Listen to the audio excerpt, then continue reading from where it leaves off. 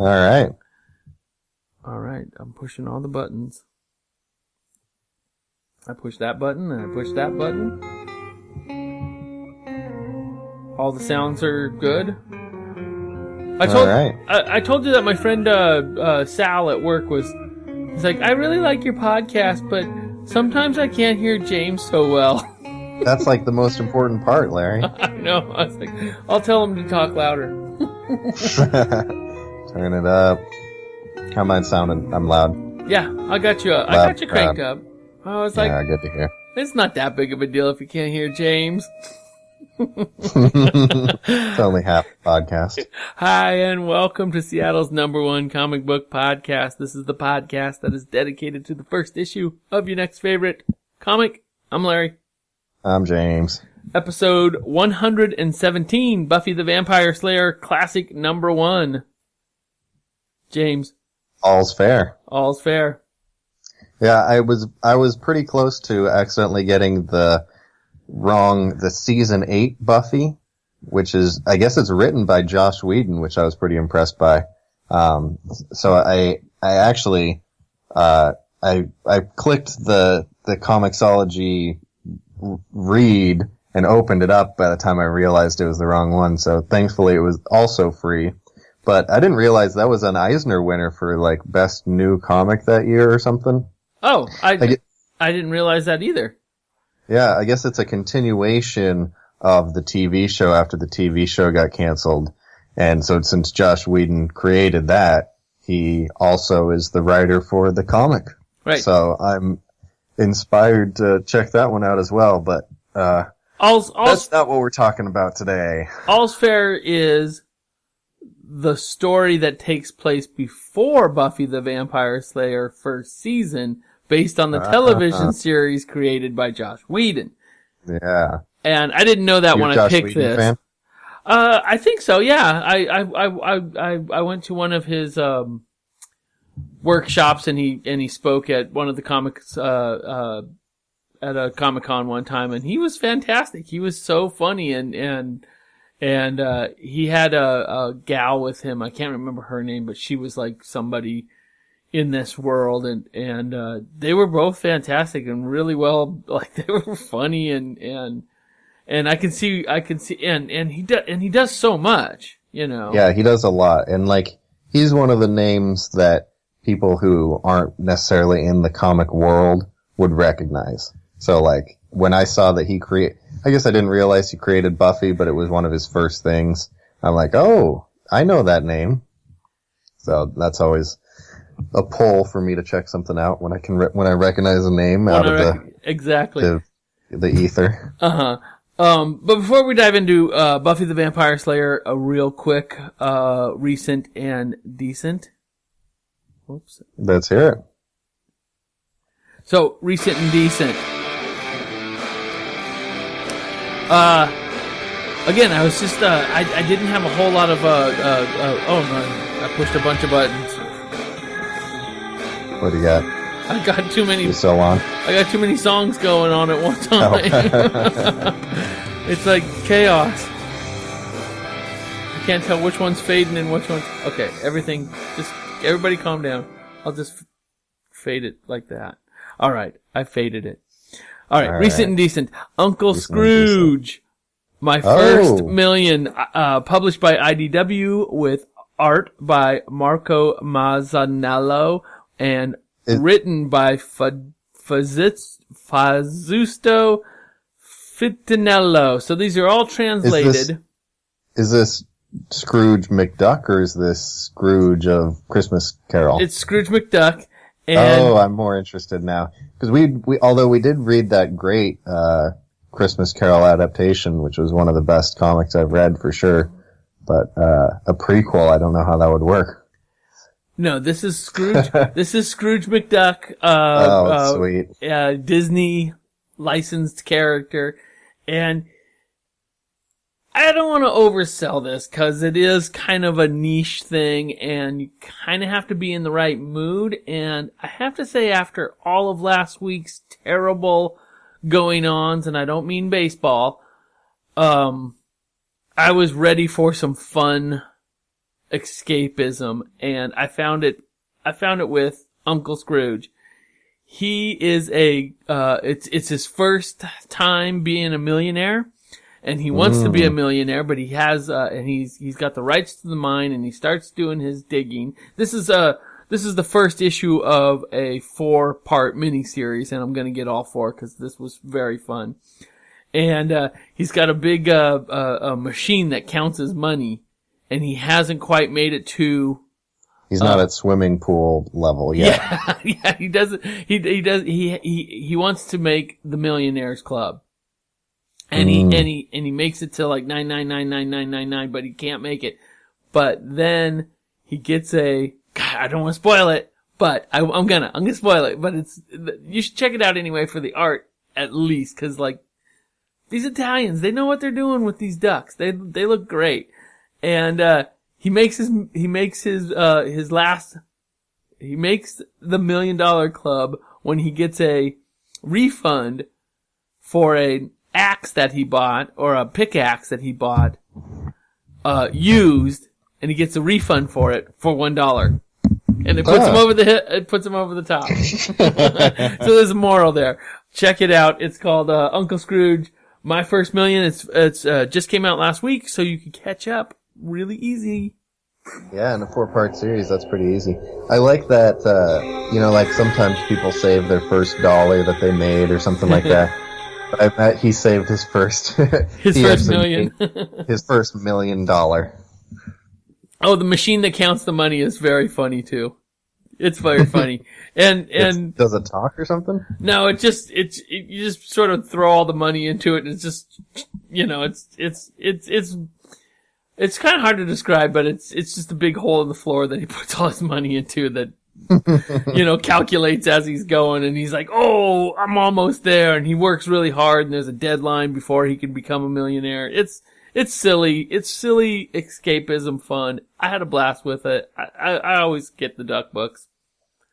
Cool. I might spend my millions on duck books. All right, let's talk about Buffy. All right, Buffy the Vampire Slayer. So, I have a question, Larry. Is Buffy in this comic? Where is the Buffy? Where is Buffy? I was disappointed in this comic. I'm not completely disappointed in this comic because it's a visual, there's vampires, there's tons of action, there's a great story, there's some double hooks, I thought. Did you see the double hooks? There's 2 stories going on, and I thought... Yeah, but there's a couple stories running at the same time, and I think there's 3, really. And I thought that they were going to interlock or explain each other, but they almost all just, ended. And they don't they shoot... kind of just, they don't shoot forward into the future. He's got a future machine. And it just, blows up.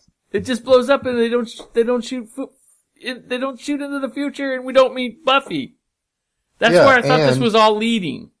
And of the 3 stories, I don't know which one's the good guys. Who am I rooting for? Am I rooting for the vampires? No, they're bad. Am I rooting for the Asian guys? Am I rooting for the mad scientist? Oh, yeah. Nobody's really a sympathetic character here. Oh, but you can't root for... Yeah, exactly. The vampires are definitely bad, right? Yeah, and they're so bad. Even though they're the most main character, they're so just they're pretty flat in their being bad. Yeah. They're just I love chaos and blood and death, and there doesn't really go much deeper than that. And then the Asian, how would you, there's a band. Yeah. So, the vampires killed this girl in 1900, and then the rest of their family is, they swore vengeance on the vampires who killed her. So they, trained for 30 years, and they're, they can, hunt in the shadow. They're, shadow hunters. And it almost seems like they have magical abilities of some kind, but for some reason they can't take down the vampires when they have the total jump on them. I thought they were done for, up on top of the building. I thought they were going to kill the vampires. but I guess they didn't, and then they just died. Yeah. All of this is in the backdrop of the 1930s World's Fair at Chicago. In L.A. No, in Chicago. What? Chicago's the World's Fair 1933. Well, then how come there's the observatory? Oh, It looks like Griffith Observatory. well, in 1933, if I'm not mistaken, this is the Chicago World's Fair where it was the biggest thing that ever happened, and there was a lot of there's this great book called Devil in the White City. Mm-hmm. And it's written about the Chicago World's Fair, but it's also written about H.H. Holmes, who was a serial killer who worked inside of this, because everybody, a bunch of people came to this city, and then never left. And he murdered them. He had he built the World's Fair was building up. He had an apartment building that he built up with all these torture chambers and stuff, and did all this heinous stuff during the 1933 World's Fair. Also, Pabst Blue Ribbon got its blue ribbon at the 1933 sweet. Chicago World's Fair. Oh, well, Larry knows the stuff. Today I learned. It's not it's not super obvious where the setting is, but I guess you're right. It does say the World's Fair, and it does say 1933, so that should put it together, I suppose. Yeah, that book's fantastic too, by the way. It was a great read. Oh, check it out. What did you say it was called? It's called Devil in the White City. Devil in the White City. So, I guess we start off with this story of the Asian lady who gets killed, and there's vengeance. And then we jump to the World's Fair where there's happy people kissing, and the vampires are bloodthirsty, so they kill 2 people, and then they kill another 2 people, and then it's I'm full, but I still want to kill people. Oh, the killing in this is just so everybody is just in awe of this amazing World's Fair. Yeah, things that so they can really operate with impunity because nobody's paying attention. Yeah. And even the cops when they find the dead bodies, they're like, well, we can't cancel the fair, so we'll just wait. Yeah, I thought that was kind of a cool little touch too. And that was one of my favorite details, actually. The bodies are just piling up, like James said, these vampires they get full, but they don't get fulfilled. Yeah, they're still bloodthirsty, but not literally thirsty for blood. And then meanwhile, this scientist, bug-eyed scientist, comes up with Coke bottle-eyed. He comes up with a machine that's going to end all of the world's energy problems. Not that there's any energy problems, but it's clean and free and energy, and it's tapping into some other realm. Mm-hmm. What does this machine look like? What does it do? How does it work? Well, but the thing that bothered me was nobody cared. He's at the World's Fair, and, all the scientists are like, I'm not even gonna watch your demonstration. They all leave. If a guy claims to have this giant thing, and he has this contraption that obviously looks cool, at least, if you come to hear him give his intro, stick around to watch him actually do the thing. Yeah, the whole crowd just turns on him. The whole crowd turns on him, and then after the scientists leave, he tries to perform it for, the common folk, and even they don't care. Yeah, they kind of batter him back around a little bit. I'd at least be interested in the spectacle, even if it isn't true. Yeah. There's this giant machine, and this guy's talking crazy.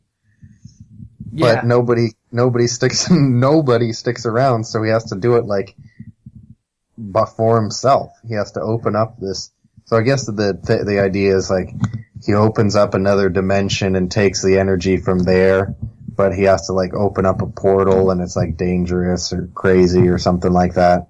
And it ends up bringing out monsters, but it doesn't really explain how these monsters work or why there's not that much explanation around it. Yeah, I think that I think they were